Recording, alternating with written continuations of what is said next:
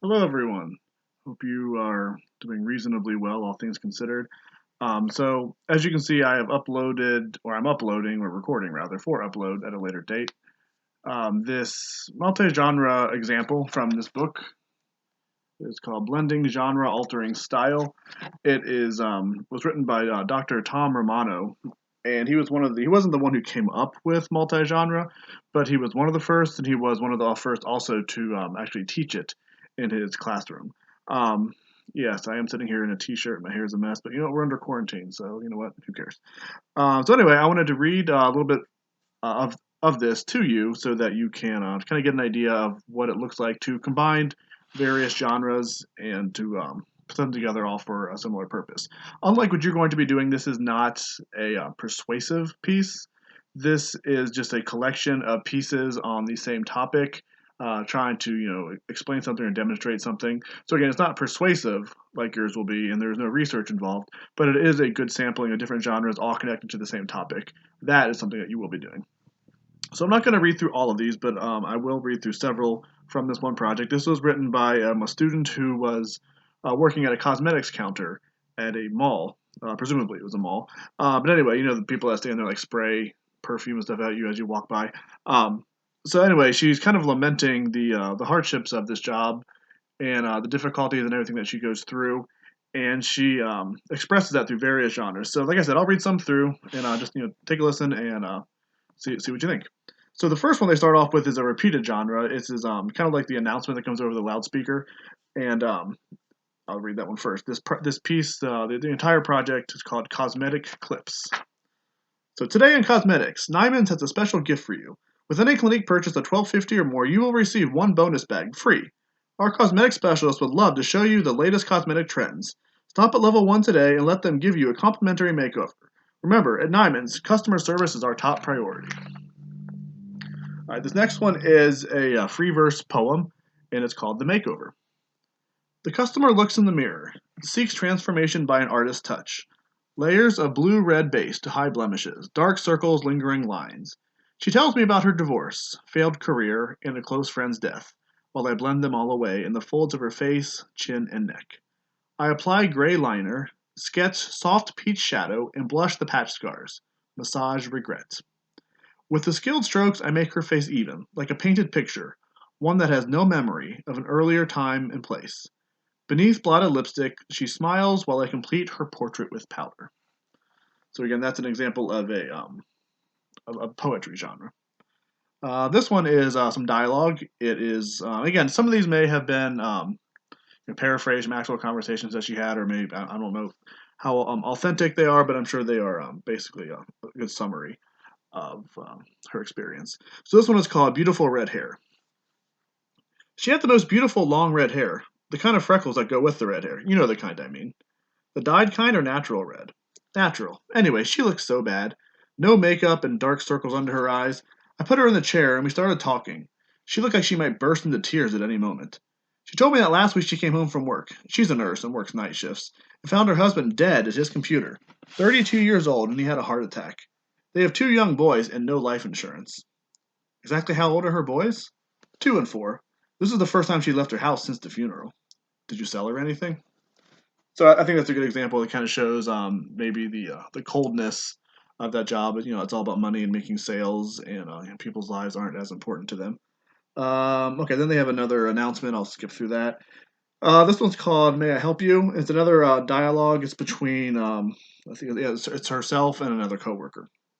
It goes, Sandra, how much do you have up? 400, and you? Two, but I've been here longer than you. You'll do more soon. No way, Sandra. See that man in the brown suit standing by the fragrance bar? Yeah? 200 easy. Watch me. And that leads into the next one, which is called Wendy's Waltz. And this is kind of like a scene. There is some dialogue in here as well, but there's a lot of description. It's not all talking. So it goes from basically her friend or associate, saying, "Hey, I'm gonna see the sucker over there, see how much I can get him to spend here." So again, this is called Wendy's Waltz. She starts by smiling, then she bends over just enough to grab the nearest perfume tester. When she does, the man in the brown suit notices how short her black skirt is, or perhaps he just likes the way her slim legs look in black pantyhose. Does the person you're shopping for prefer a floral or a spice fragrance? My wife, Girlfriend likes, well, what do you like? Wendy's high heels click as she walks around the counter and carefully selects Chanel number 5, a higher priced fragrance than the one she previously held in her hand. I like something in between. This is one that I wear. Would you like me to put some on for you to smell? When you spray fragrance on the card, it often doesn't smell the same as it does on someone's skin. Wendy watches the man in the brown suit answer his cell phone. The whole time he speaks, the whole time he smiles at her and nods a few times. Wendy leans closer to the man so he can smell the fragrance where she has sprayed it on her neck. The man's eyes are now on her low-cut white silk blouse. Do you want perfume or parfum? Wendy whispers to the man. He finishes his brief phone call and smiles at her.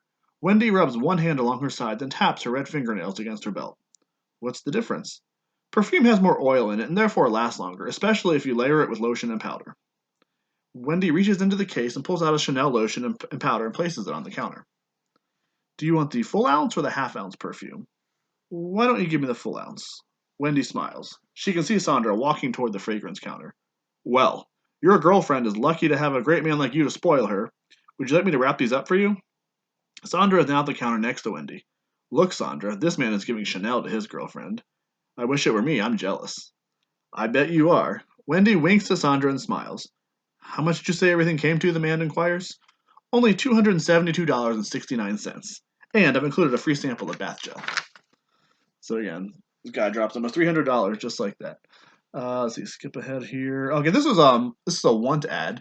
This is something that could be not that all these genres aren't useful, but this is something that you could potentially do depending on what your purpose is for this. But a want ad is kind of interesting because it's not actually something that would literally be published, but it's something that is kind of there's a connotation behind it.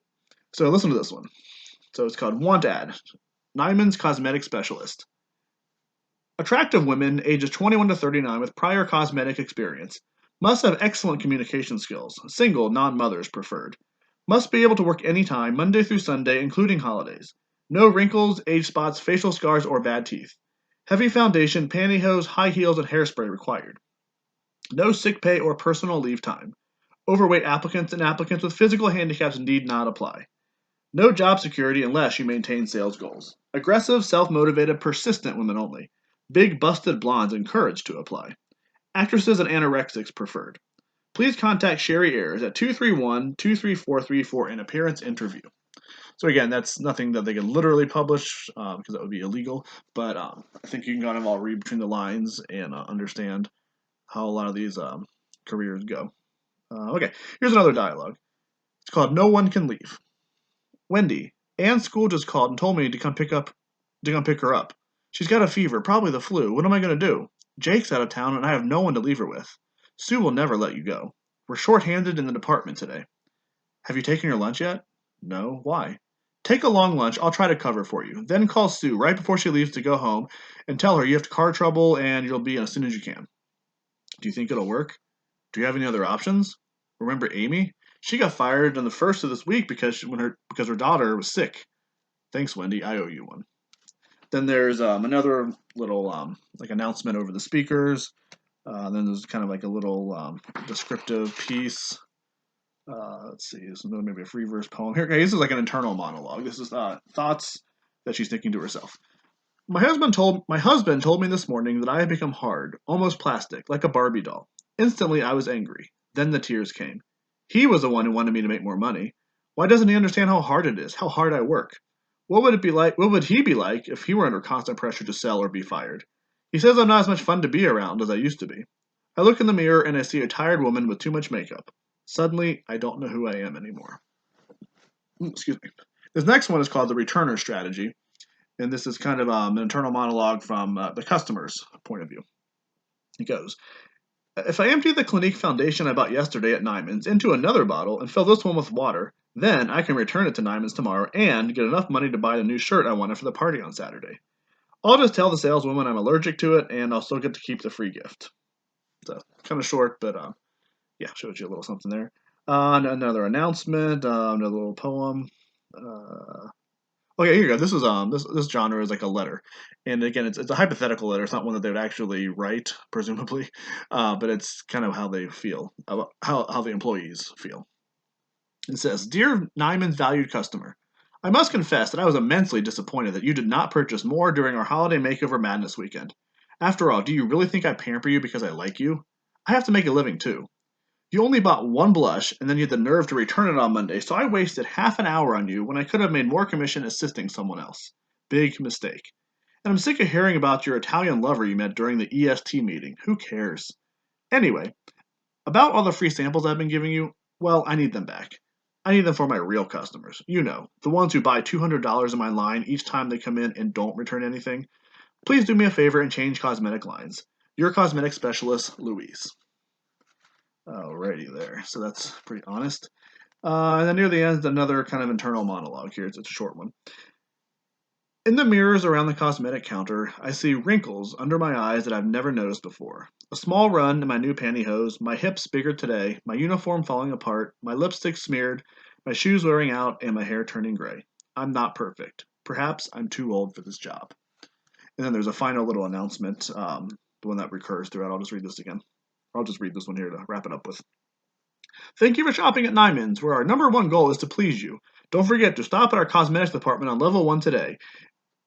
Level 1. Today is the last day of our Clinique bonus gift. Just purchase $12.50 or more, and you will receive the bonus bag free. And the font for this is in all caps, so it's almost like it's yelling at you. So again, even though you're writing, you can still do stuff with tone. Because the reader can't hear your voice, but they, through through punctuation, through maybe sarcasm or irony, word choice, connotation. There are ways to get that across, even if the reader cannot hear your voice. So anyway, I hope you enjoyed that look here. Like I said at the beginning, this is not a persuasive piece, but it is a multi-genre piece because the student used different genres and connected them together throughout on the same topic and made somewhat of a point. I have another one I'll upload at a later date. But if you have any questions about this or multi-genre in general, as usual, please email me. Hope everything's going well, and I will chat with you guys later.